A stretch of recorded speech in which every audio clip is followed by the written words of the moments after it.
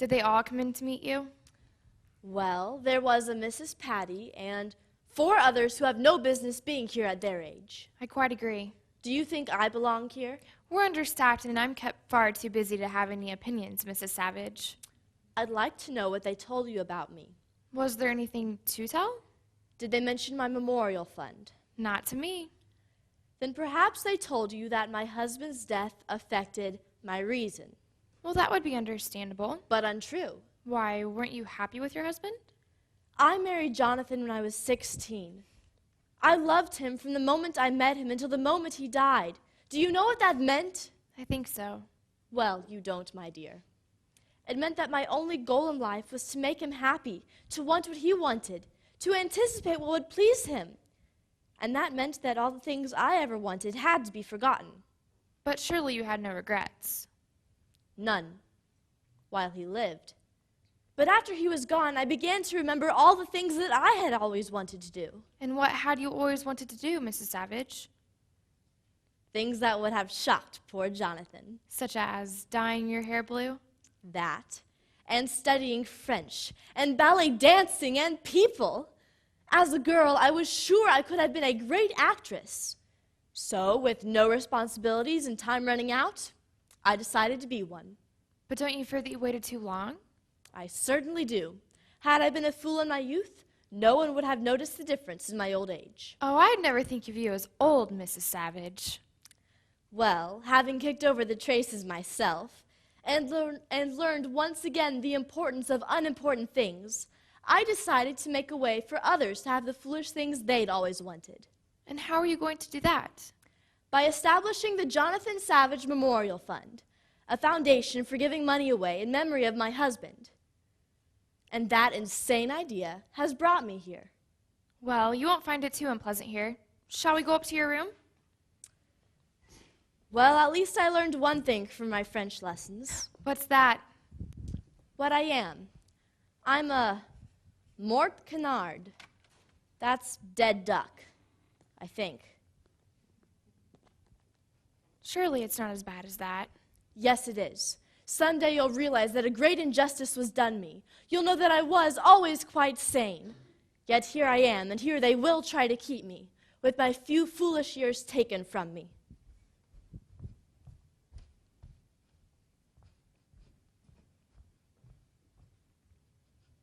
If people would walk around the edge of the carpet once in a while, it would save wearing it out in the middle.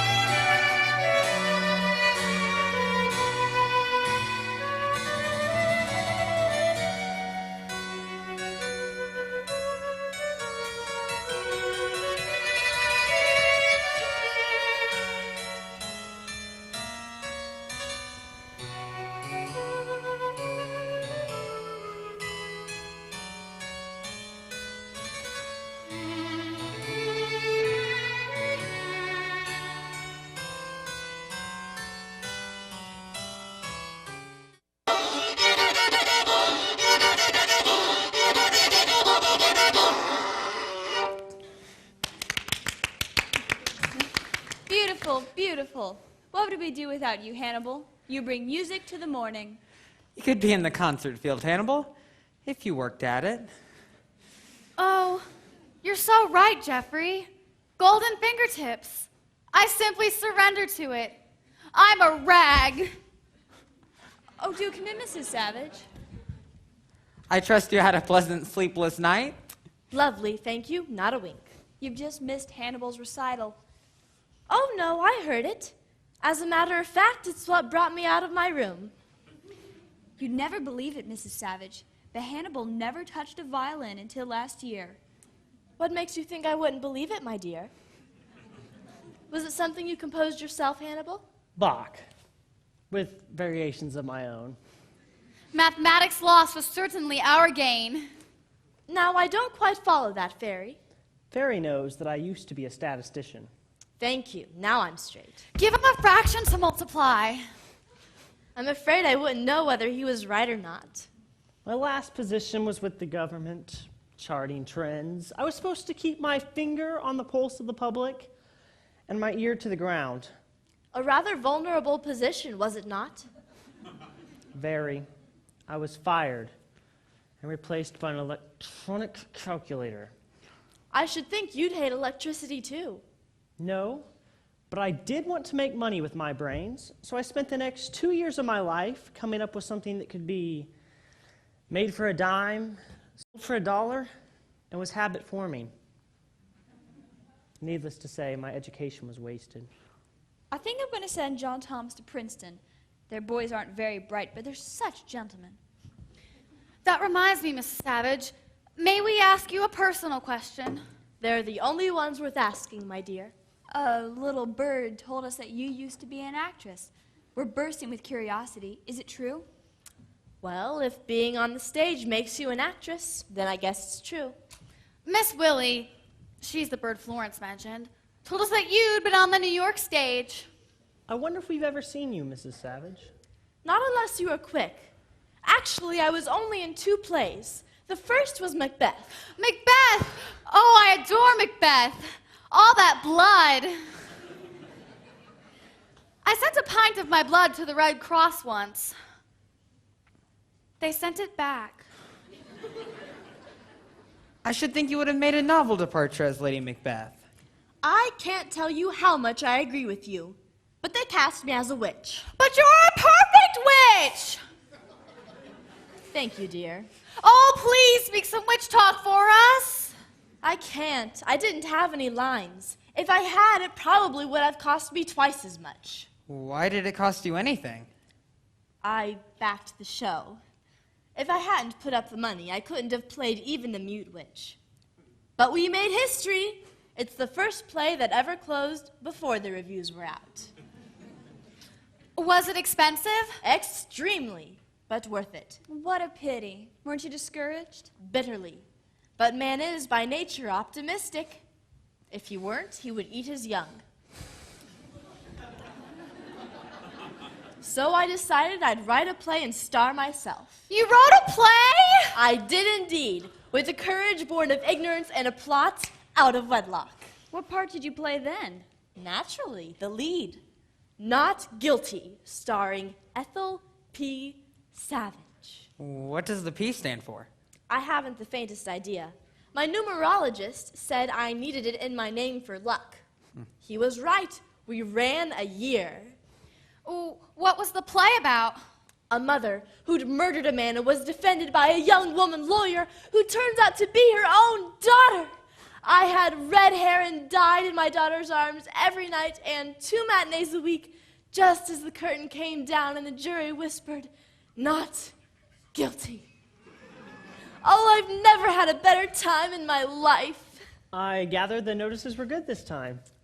Well, they were sincere, but it didn't make any difference. What did they say? The New York Times said, my play set theater back 50 years. It couldn't possibly, because I stole the plot from Madame X, and that's only 40 years old. Wouldn't you think they'd know? But the Wall Street Journal was wonderful.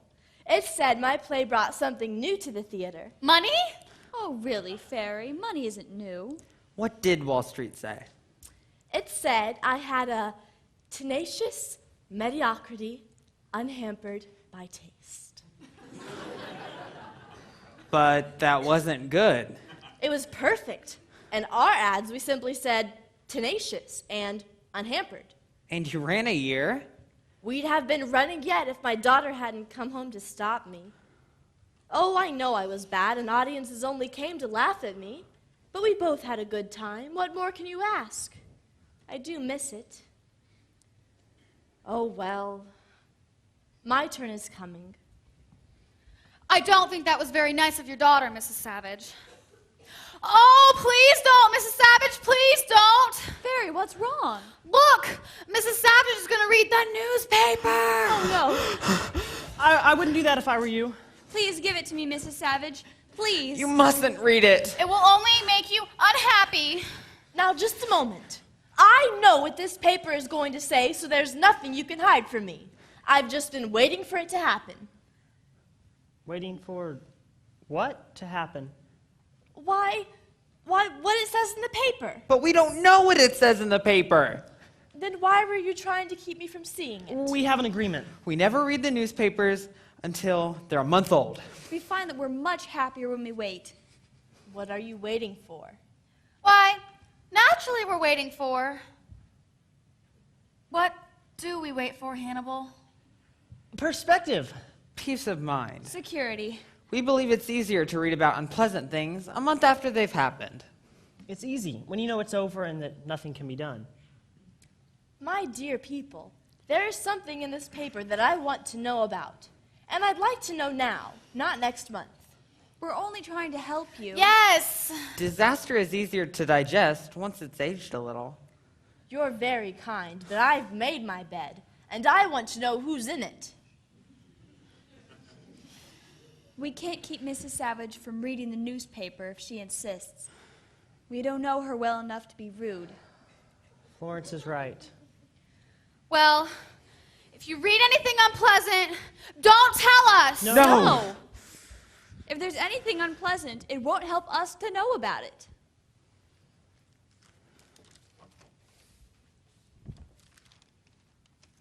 This is yesterday's paper. I want today's paper. It's not here yet. When does it come? I don't know. Is there a radio here? Yes, right over here. Maybe I can catch the news. Why didn't someone say there was a radio here? You didn't ask us.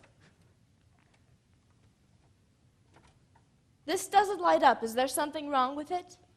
I don't think so, but it hasn't any tubes.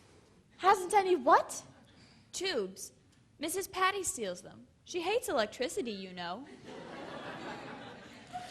Nobody knows where she hides them. Oh, dear. Dear, dear, dear.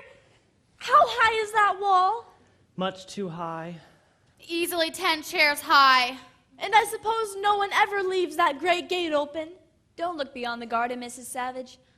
Oh, there may be a better place out there somewhere, but if you give up all this to go look for it, you may not find it, and you'll just lose what you have. You'll like it here after a while. Except in January.